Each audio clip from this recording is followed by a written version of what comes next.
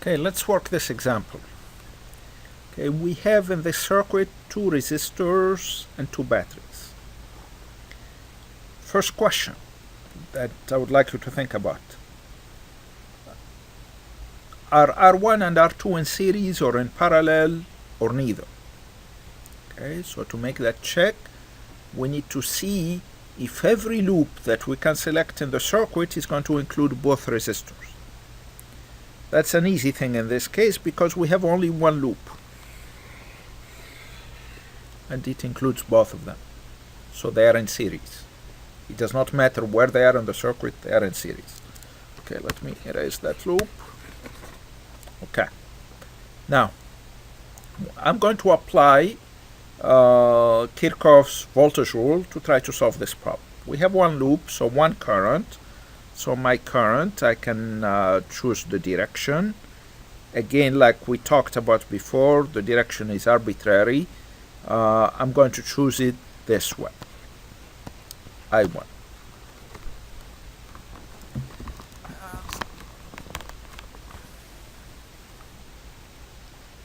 Now, other things I would like to point out in here, it's not needed really for solving the problem, but I would like to point it out using colors. Now, from here to here, we have the same voltage.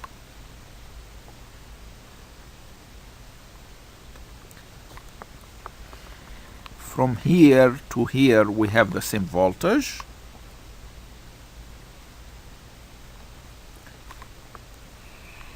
From here to here, we have the same voltage. And let's choose another color. Let's go purple. From here to here, we have the same voltage. Okay. Now, the next thing is, I'm going to apply the rules. So we chose arbitrarily the direction of the current. I labeled it I1. We don't need an I1 since we have a unique current. Let's call it just I. Let's go back to black pen. Okay. Now the next thing that we learned that we need to do, it seems I erased my yellow mark in there. I didn't see I did it, but let's mark it there. It's not really necessary, but I want it here. Okay, and we go to black.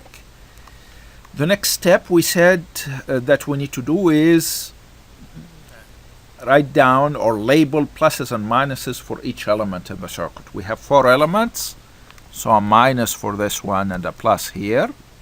The current is going this way, so this is a plus for R1 and this is a minus. E2, this is the minus and this is the plus.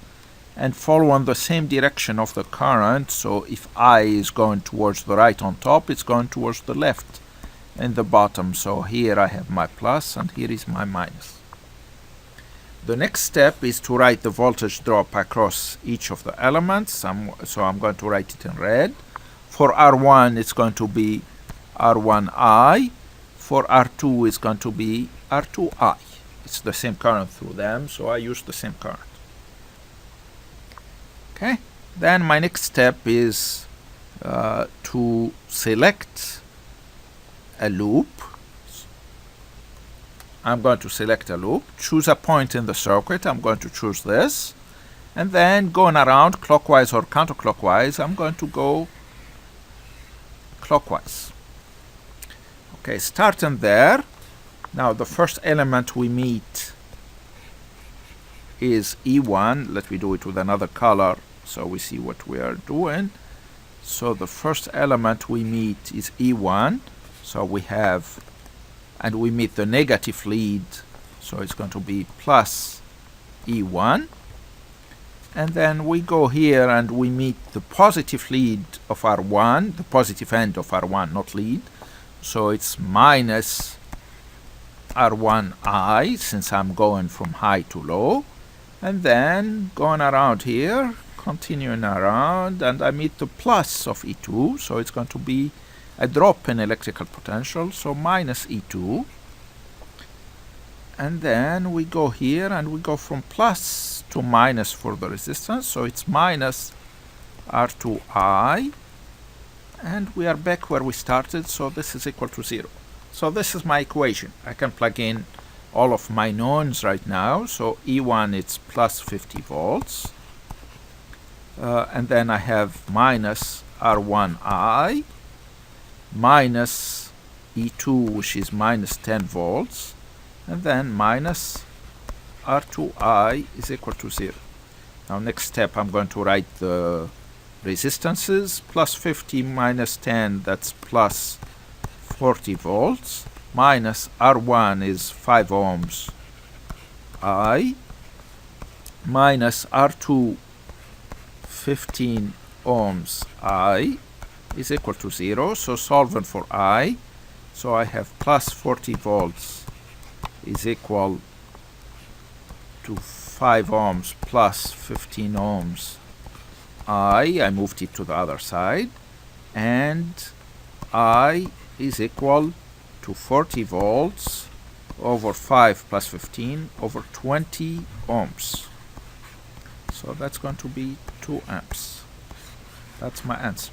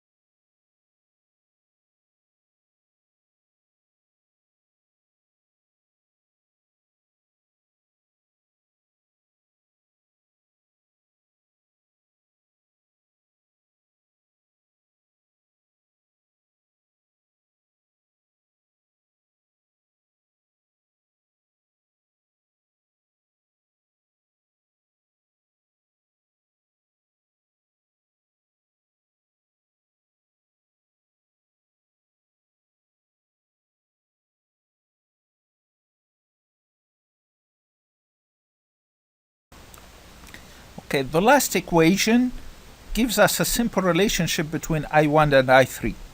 So actually, if we rewrite it, we have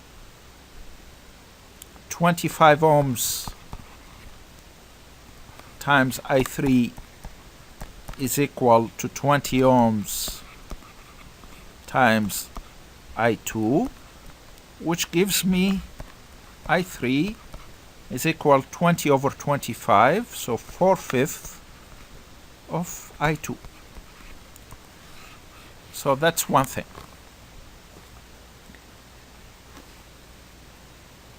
Now,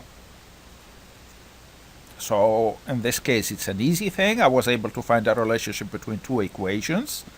What I can do next is replace I2 here in the first equation by what I found here. Remember, I can write this as well as I2 is equal to 5 over 4 I3.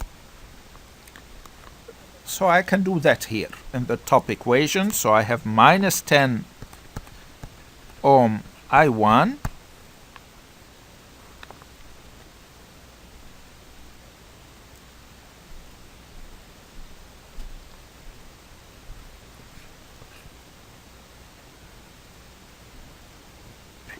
plus 20 ohms times I2, which is 5/4 of I3, minus 10 volts is equal to 0.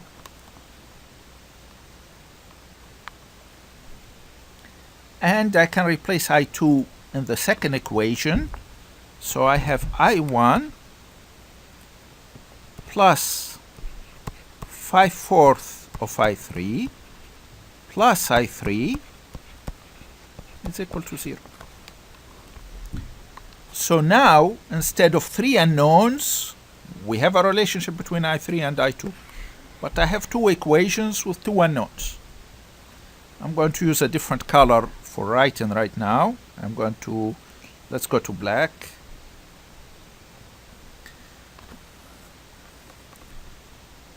So the top equation, if I would like to clean it up a little bit, I'm going to divide everything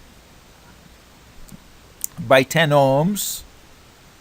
When I divide everything by 10 ohms, this one is going to become minus I1.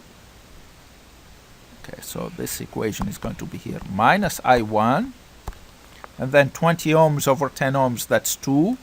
2 times 5 over 4, that's 10 over 4.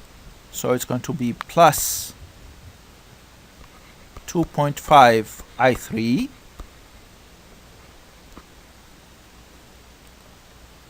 20 over 10 is 2. 2 times 5, 10. 10 over 4, 2.5. That's the way we got the 2.5. And then minus 10 volts over 10. 10 volts over 10 is 1, but it is 1 amp. So minus 1 amp is equal to 0. That's my top equation. And my second equation, what I have here, 5/4 of I3 plus I3. So it's 5/4 plus 4/4. So I have I1 plus 9/4 of I3 is equal to 0. That means I1 is equal to minus 9/4 of I3. That's my second equation relating the currents. Now, if I take this I1 and place it on this equation here, I'm going to write it in color. Let's go red. So now what we have, minus 9/4 of I3 plus 2.5 I3, and I'm going to move the 1 amp to the other side. It's equal to 1 amp. Minus is plus. So I have 9/4 plus 10/4 So it's 19/4.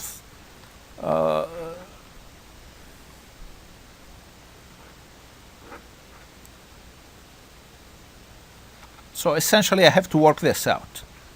So I3 in this case is going to be 4/19 amps.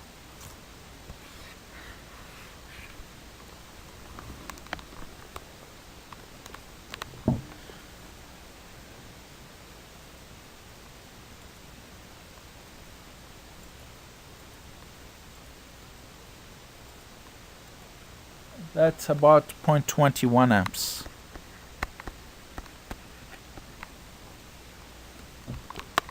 Now, to find I2, all what I have to do is use this equation. So I2 is going to be 5I3/4. So that's going to be 0.21 times 5/4.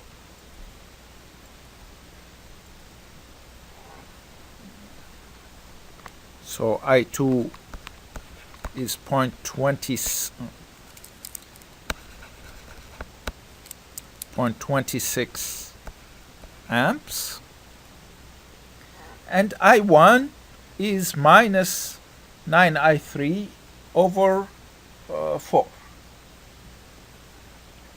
So it's 0.21 times minus 9 divided by 4, which is I1 is then minus 0.47.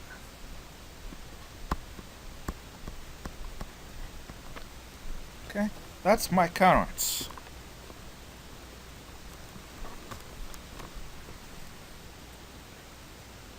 So I'm going to write it in the next screen. So we said I1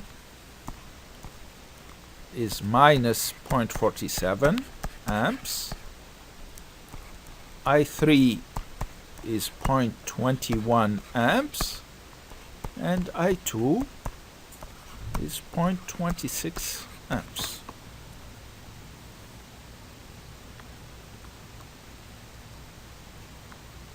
Okay, that's correct.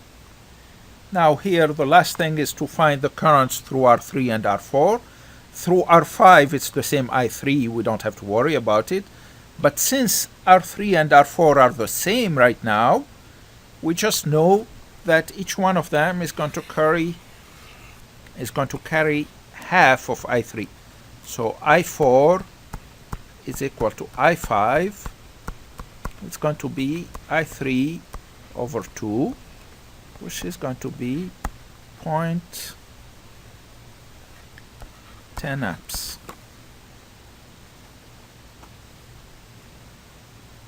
Now, if the resistors were not the same, what we would have had to find is the voltage across R34, and that voltage is going to be R34 times I3. Once I find that voltage, I4 is going to be equal to VR34 over R4, and I5 is going to be equal to VR34 over R5. And that does it for this question. Okay, it's not as bad as it looked.